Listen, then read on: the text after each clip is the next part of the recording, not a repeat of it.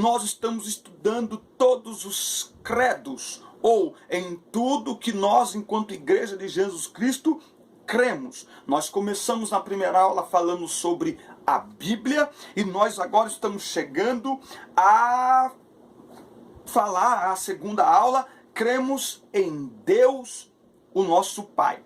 Muito bem, o texto bíblico está em João 3, e 16 e o 17, e em Mateus 6, versículos de 9 a 13.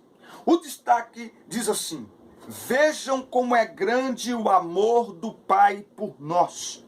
O seu amor é tão grande que somos chamados de filhos de Deus, e somos, de fato, seus filhos. É por isso que o mundo não nos conhece, pois não conheceu a Deus. 1 João, capítulo 3 e versículo 1.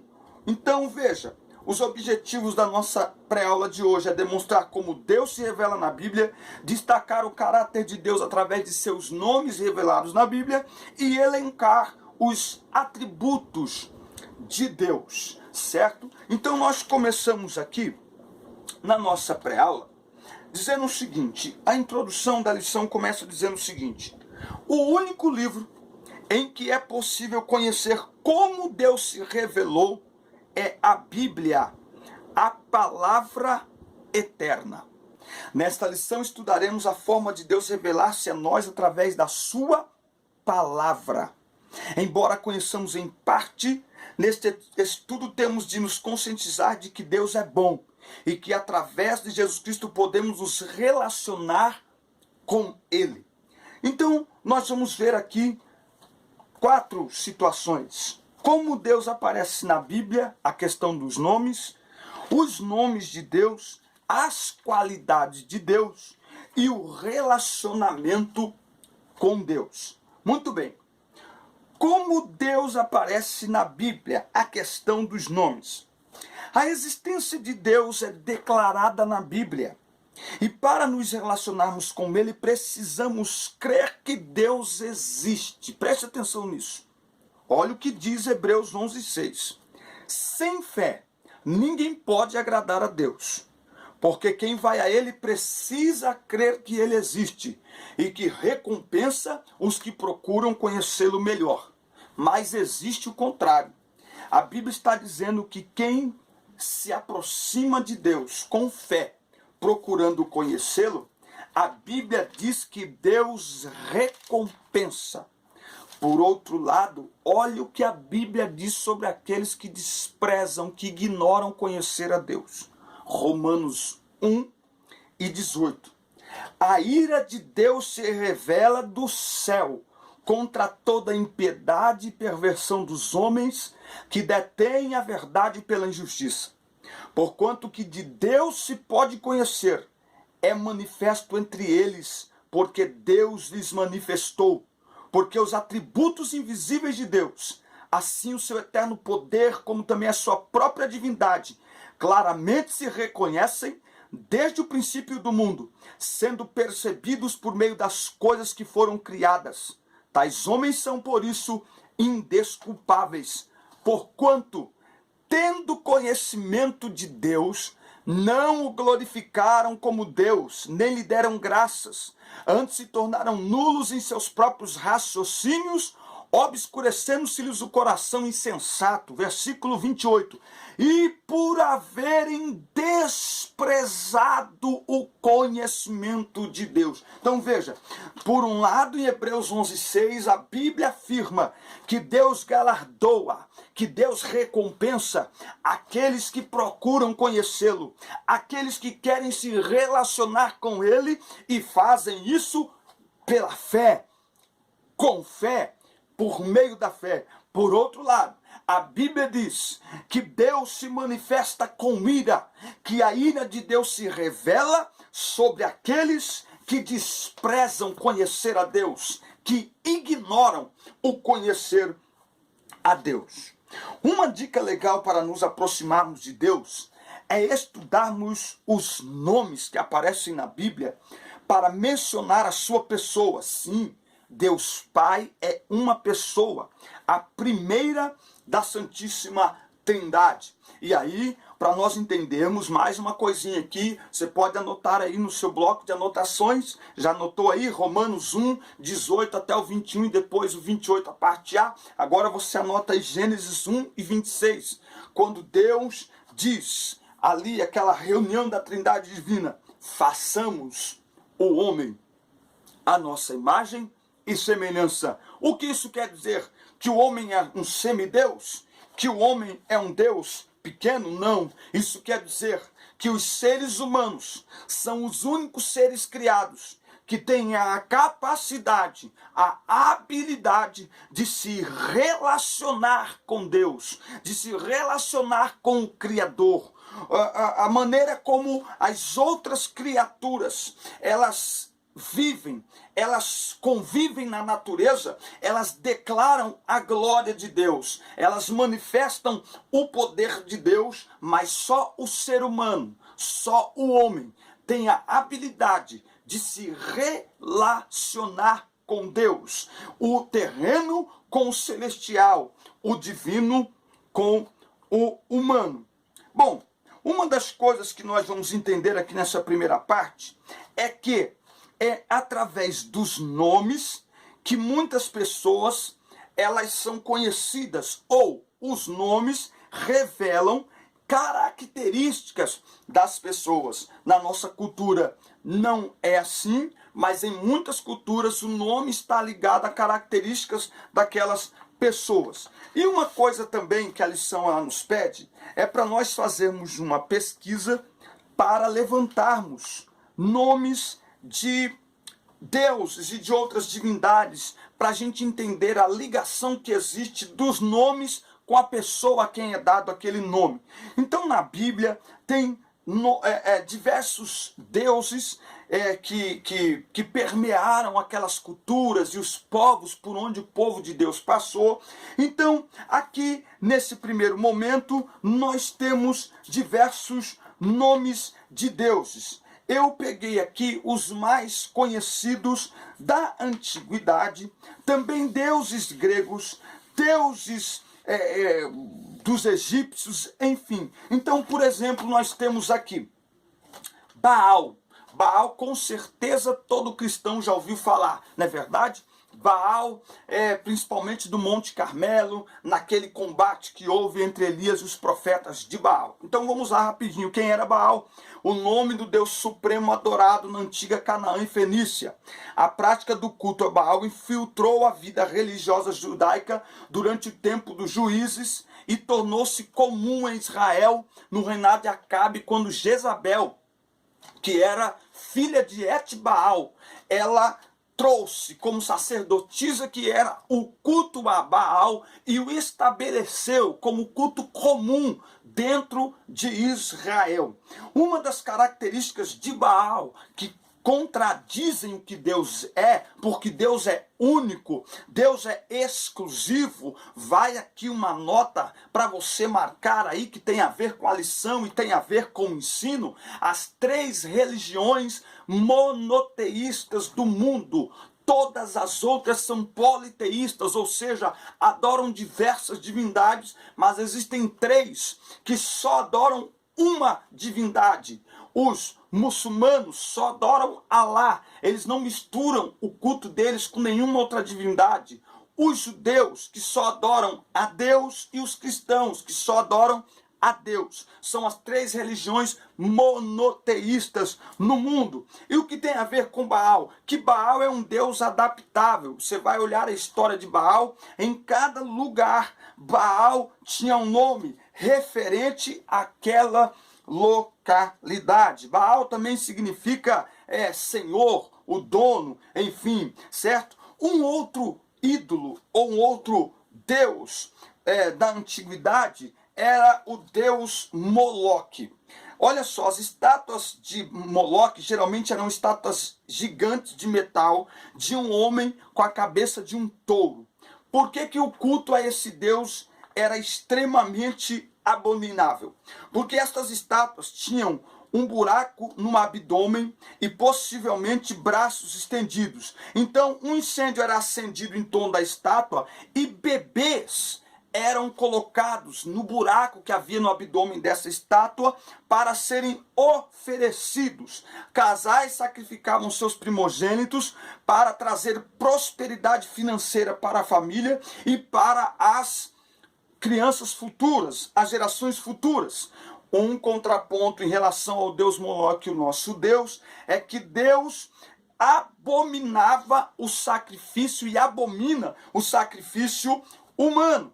Lá quando ele ordena a Abraão que mate Isaac, que ofereça Isaac, quando Abraão levanta o cutelo, ele manda Abraão parar e providencia um carneiro no lugar de Isaac, usando isso como ilustração de que ele oferecia o seu próprio filho, ou ofereceria o seu próprio filho para morrer em nosso lugar. Deuses gregos, você vai ver que os gregos eram politeístas, sua religião era antropomórfica, isto é, seus deuses se assemelhavam aos homens, não só na forma, mas também nos defeitos e virtudes. Então nós temos aqui alguns deuses gregos, olha, Antero, símbolo do amor, desgraçado, da resistência ao amor, da vingança ao amor não correspondido, ou então do desamor. Apolo, na lenda de Homero, era considerado o deus da profecia, era músico e encantava os deuses com seu desempenho com a lira. Dionísio, deus do vinho e da vegetação, certo? Eros é descrito como o mais belo dos imortais, capaz de subjugar corações e triunfar sobre o bom senso, deus do amor e do desejo. Hades, deus dos mortos. Éfesto, deus do fogo. Himeneu, deus do casamento. Hipnos, deus do sono. Morfeu, deus dos sonhos. Nereu, deus do mar. Poseidon, deus do mar. Zeus, o deus supremo do mundo, o Deus por excelência, presidia os fenômenos atmosféricos, recolhia e dispersava as nuvens, comandava as tempestades, criava os relâmpagos e o trovão e por aí vai. Afrodite, deusa do amor e da beleza. Ártemis, você vai encontrar a deusa Ártemis ou Diana dos Efésios, lá em Atos capítulo 19, versículo 28, tida como virgem e defensora da pureza, certo? E aí você tem também deuses egípcios, pessoal que assistiu muito aí como que fala? Pessoal que assistiu muito aí a novela aí, Os 10 Mandamentos e o Egito, enfim, aí viu isso aqui. Sete, o deus do caos, é o responsável pelas guerras e pela escuridão. Ra-Atum, principal deus egípcio. Ra é o responsável pela criação do mundo e representa o sol. Os egípcios acreditavam que seu rei, o faraó, era a encarnação de Ra. Você vai ver que os faraós eram adorados como deuses. Ísis, dona de poderes mágicos, protetora e piedosa. Osíris, descendente direto de Ra. Osíris é o filho mais velho do casal e tal. Muito bem. Deuses romanos da Roma Antiga. Júpiter, rei de todos os deuses. Apolo, deus da luz. Vênus, do amor e da beleza. Marte, da guerra. Minerva, sabedoria e conhecimento. Plutão, mortos, mundo subterrâneo. Netuno, mares e oceanos. Enfim, esses são pseudo-deuses ou deuses, pseudo-deuses, falsos deuses que muitos reinos e muitas nações adoraram e ainda adoram, certo? Então, o nosso Deus, ele é o único Deus. A existência de Deus é um fato incontestável. E preste atenção no que diz aqui o auxílio teológico. A Bíblia não se preocupa em provar a existência de Deus, mas começa o seu primeiro versículo falando de Deus, mostrando como personagem principal em todo o universo. No princípio, criou Deus o céu e a terra. Por isso que é importante que aquele que se aproxima de Deus creia que ele existe e que ele é galardoador, recompensador daqueles que o buscam. Muito bem. Uma perguntinha aqui para os professores, aí para tirar um pouco o estresse. Qual livro na Bíblia não tem a palavra Deus? Qual livro da Bíblia não tem nenhuma referência literal a Deus. E Deus fez isso, e Deus fez aquilo, e Deus mandou, e Deus falou. Qual o livro da Bíblia? Procura aí, pesquisa e manda para mim. Muito bem, então vamos lá. Segunda parte aqui da nossa lição, os nomes de Deus, certo? Enquanto você procura aí e pensa um pouquinho, vamos ao vídeo do Lucas. O Lucas tem um recado para nós, é um professor da escola dominical aqui em Campinas. Fala, Lucas. Gente, a paz do Senhor para vocês. Meu nome é Lucas, eu sou professor da escola dominical aqui da minha igreja, da classe dos adolescentes. E eu tô gravando esse vídeo para compartilhar com vocês uma ideia muito legal que um aluno meu teve. No fim do ano, a gente teve o problema das nossas aulas caírem nas datas festivas, no domingo, Natal e Ano Novo, certo? Diante disso, ele propôs para a gente transmitir a aula ao vivo pelo Facebook, num dia marcado, todos se ajuntarem e assistirem essa aula. Eu ministrando a aula e eles assistindo. E foi um sucesso. A gente marcou o dia, foi muito bacana, todos absorveram o conteúdo, fizeram perguntas, comentários, foi muito legal, adoraram a experiência. Eu compartilho isso com você para que você use na sua sala e para que seja bênção aí para vocês, tá bom? Deus abençoe vocês e fiquem na paz do Senhor Jesus. Muito bem a ideia do Lucas. Nós agradecemos a Deus pelo empenho do Lucas e você também pode mandar a sua ideia, a sua dinâmica. Falando em dinâmica, tem uma dinâmica para professores, eu vou colocar no final, tá bom? Para vocês não acharem que eu estou ficando enrolando aqui, então vamos seguir na pré-aula, mas no final tem uma dinâmica para professores muito simples, para professores, tá bom? Você pode fazer aí com na superintendência, reunir os professores, é uma dinâmica muito rápida. Vamos lá, os nomes de Deus. Um estudioso da Bíblia de nome Meyer Pirma, já falecido, destacou 5 nomes mais comuns de Deus ao longo da Bíblia Sagrada. Então, ele colocou aqui alguns nomes. Então, na lista aqui tem 5 nomes, então eles já estão aqui na revista, então eu puxei aqui quais os diferentes nomes de Deus e o que significam. Conforme nós estudamos os nomes de Deus, vamos conhecendo características e atributos do seu caráter. Quem Deus é, como ele se manifesta. Cada um dos muitos nomes de Deus descreve um aspecto diferente do seu caráter multifacetado. Aqui estão alguns dos nomes mais conhecidos de Deus na Bíblia. Então, El, ou Eloá, Deus poderoso, forte, proeminente. Elohim, que a lição coloca aqui, né? Elohim, a palavra representa a forma plural do termo Deus no Antigo Testamento. A Bíblia descreve Deus como Criador do universo. El Shaddai, Deus Todo-Poderoso. O poderoso de Jacó fala do poder supremo de Deus sobre todos. Adonai. Adonai é interessante, porque Adonai significa Senhor. Então, os judeus mais ortodoxos, vamos dizer assim, eles não escreviam, o escriba, enquanto estava escrevendo ali, na hora que chegava na transliteração do texto para a palavra Deus, eles colocavam Adonai, porque eles levam literalmente o texto que diz: não tomarás o nome do teu Deus em vão. Eu costumo dizer que hoje as pessoas falam Deus para qualquer coisa, né? Bater um vento, ai meu Deus, não sei o que, ai meu Deus. E aí, quando precisa usar na autoridade, não tem porque usa desmedidamente, de maneira completamente sem sentido e sem noção. Então, Adonai, usado no lugar do tetragrama sagrado, que a gente já vai falar, certo? No Antigo Testamento, o tetragrama, o que é? No grego é YHWH.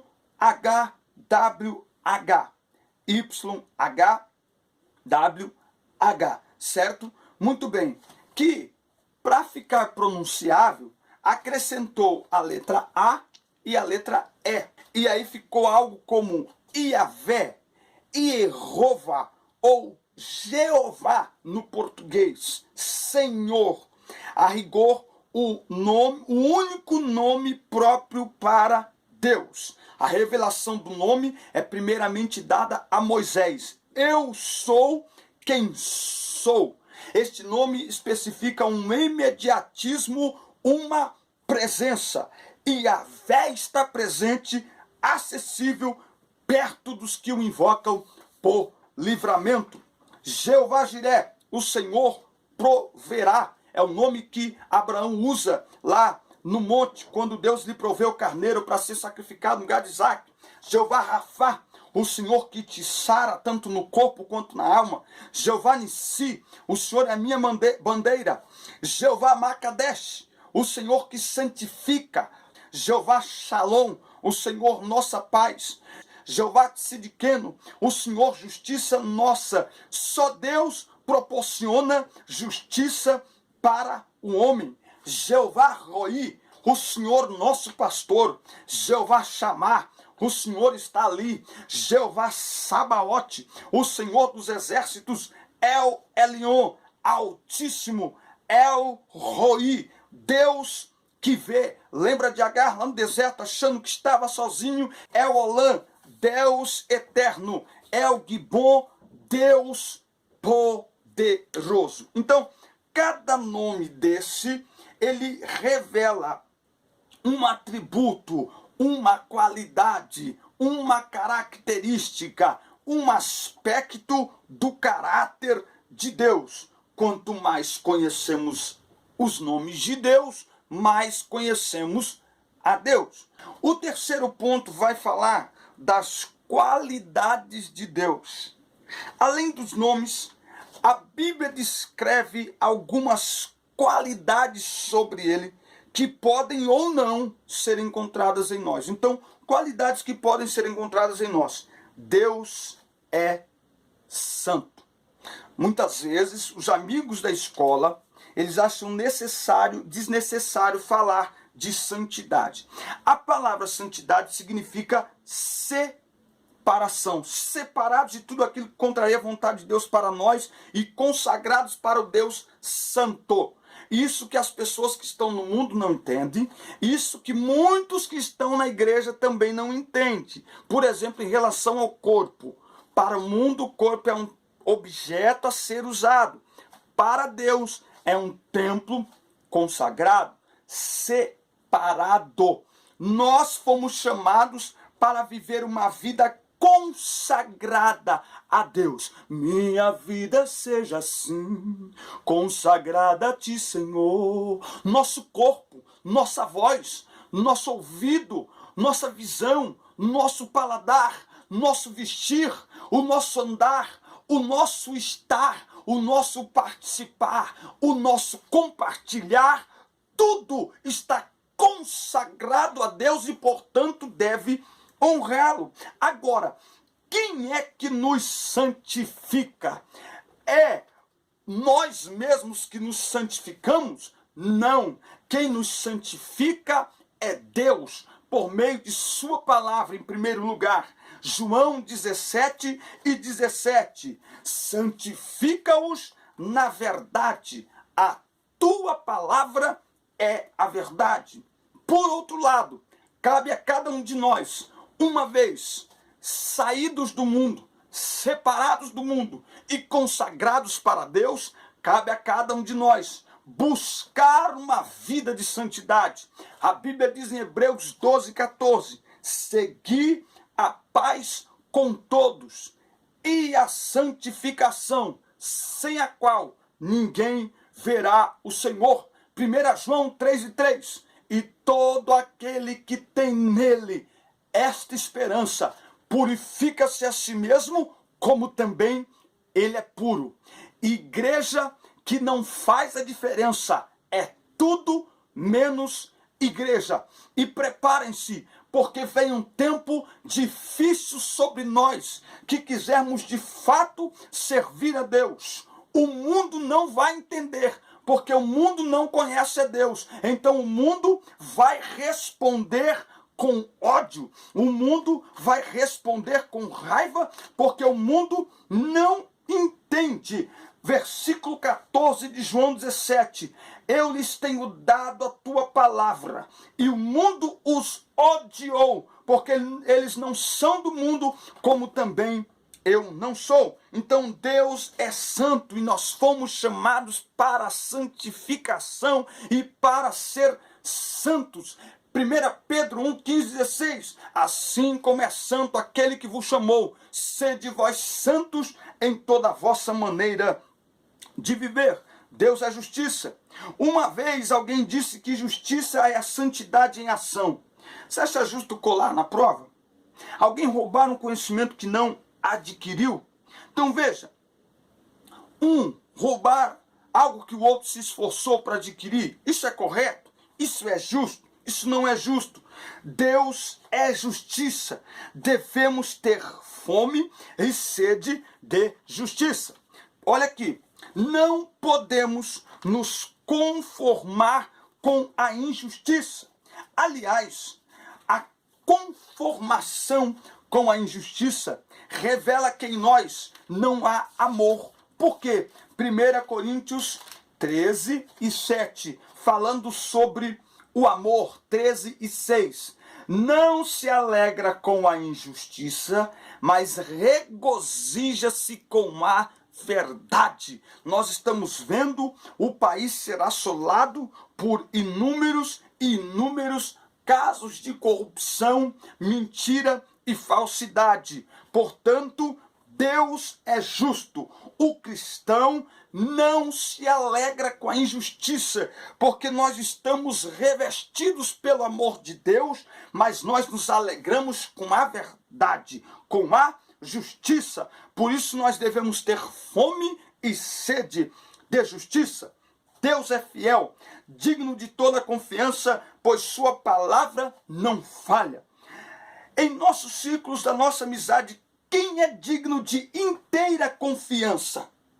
É difícil pessoas de inteira confiança, mas eu fiz aqui uma pequena anotação. Se formos fiéis a Deus, também nós seremos fiéis ao nosso amigo, fiéis nos relacionamentos. Olha, como eu já disse, liderando jovens há mais de 20 anos e trabalhando agora mais especificamente com jovens e adolescentes, sei que estou falando aqui para dirigentes, para pais, para líderes.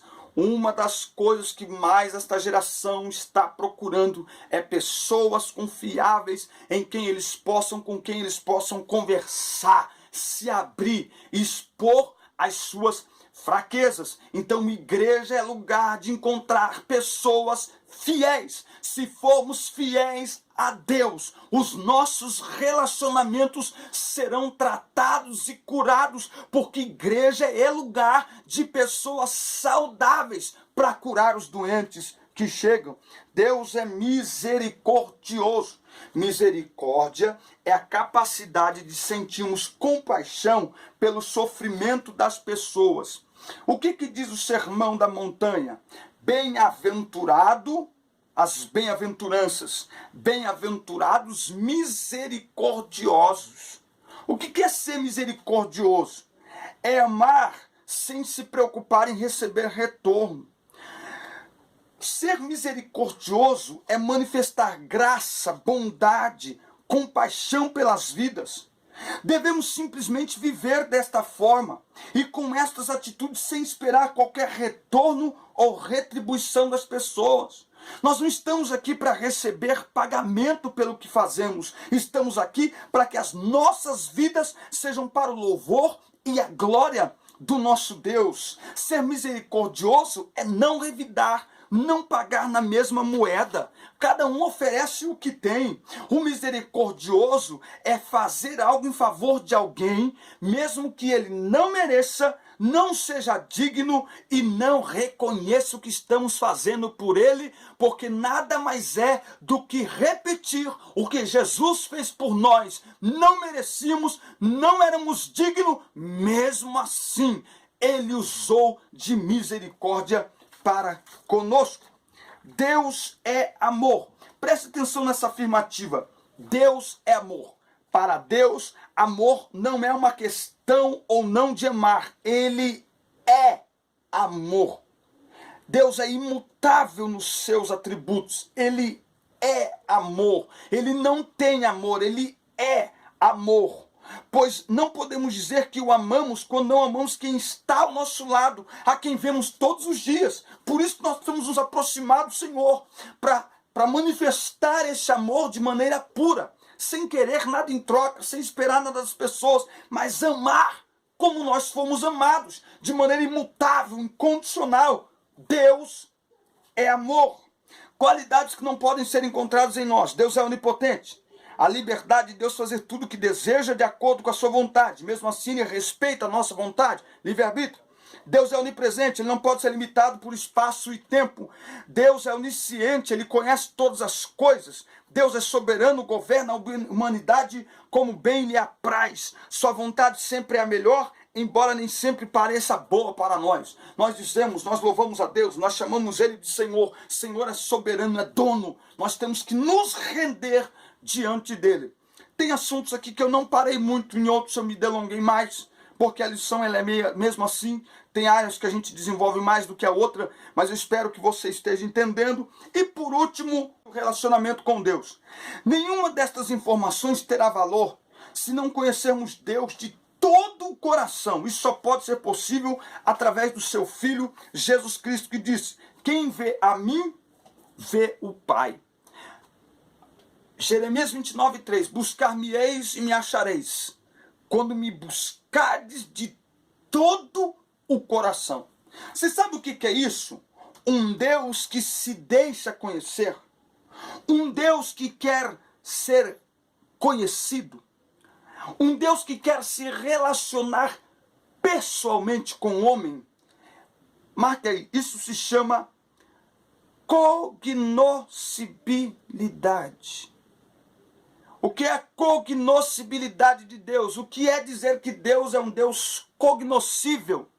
Significa que Deus, mesmo sendo todo-poderoso, ele pode e deseja ser conhecido.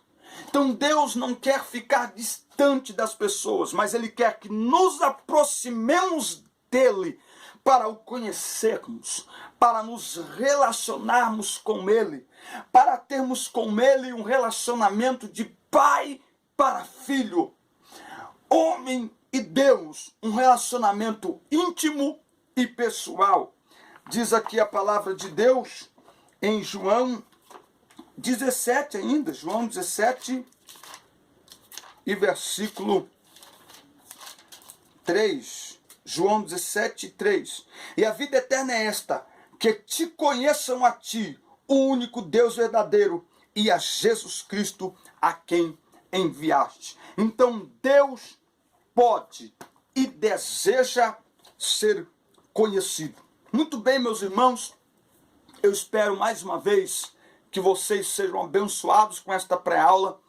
Eu quero fazer uma mudança agora para a próxima semana. Fique ligado aí no nosso canal, deixa aquele sininho aceso, porque quando eu postar a pré-aula ela vai direto para você, tá certo? Eu quero fazer uma mudança para melhor aqui para vocês. Eu não vou avisar agora, porque uma vez que eu lanço a palavra eu tenho que cumprir, e a gente muitas vezes não depende, eu não dependo às vezes só de mim mesmo, então alguma coisa sai do lugar e eu não consigo fazer. Mas eu vou preparar primeiro para essa próxima semana, e aí quando eu lançar as próximas aulas você já vai ver essa mudança que eu vou fazer aqui. Vai ser melhor para mim e vai ser melhor para você também. Para nós concluirmos aqui a nossa aula, eu quero soltar o vídeo aí da dinâmica rápida que eu fiz aqui para professores e para líderes e superintendentes da escola dominical. Roda aí como é que foi essa dinâmica.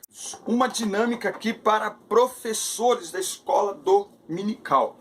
Eu tenho aqui balões, né, bexigas, eu tenho aqui vazios, eu tenho aqui esse que eu enchi e ele estourou, e eu tenho aqui essa linda bexiga cheia aqui. É o seguinte, nós podemos olhar as situações relacionadas à escola dominical e olhar muitas vezes e ver que, poxa, parece uma bexiguinha murcha ou furada a minha classe da escola dominical ou a própria escola dominical, né?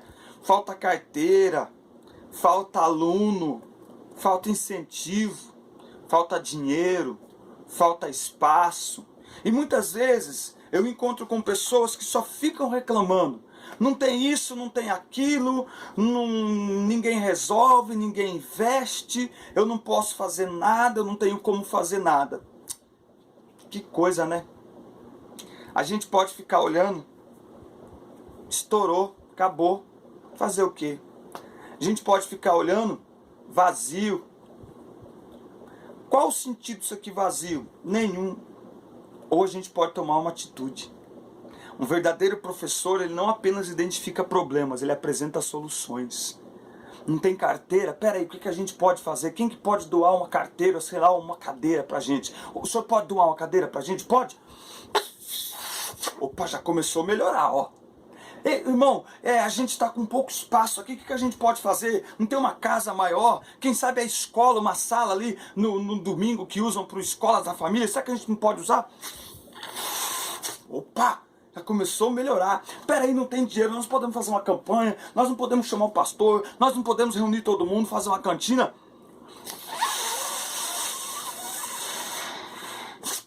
Tá vendo? Conforme a gente vai tomando decisões, conforme a gente vai apresentando soluções, as coisas vão se encaixando e vão chegando ao seu devido lugar. Então, não fique parado e não deixe que as limitações impeçam você de alcançar o real propósito para o que você foi colocado aí. Não é apenas para reclamar, mas para apresentar soluções para que o nome do Senhor seja glorificado. Muito bem, eu espero que vocês tenham entendido a dinâmica. Você pode mandar para mim também. Olha, eu tenho uma dinâmica aqui, ou então eu vi essa dinâmica, vamos incluir ela na aula. Ou então, olha, eu fiz uma dinâmica aqui na minha classe e eu gravei e tal. Então, assim, manda sua participação aqui para nós através de fotos da sua classe, através de vídeos rápidos ali de 30 segundos, de 1 minuto, como foi o do Lucas hoje. Mais uma vez, muito obrigado, Lucas. A todos os irmãos que estão inscritos, que estão aqui conosco no nosso canal. Quem não se inscreveu, corre lá e se inscreve, assista, curta, compartilhe. Bom domingo, que Deus abençoe você, sua classe, sua família, seus alunos. Fiquem na paz, os nossos links estão aqui, nossas redes sociais. Nós temos um grupo no WhatsApp só para os professores. Entre em contato com a gente, será um prazer ter você conosco. Deus abençoe, fique na paz, até o próximo domingo. Um abraço.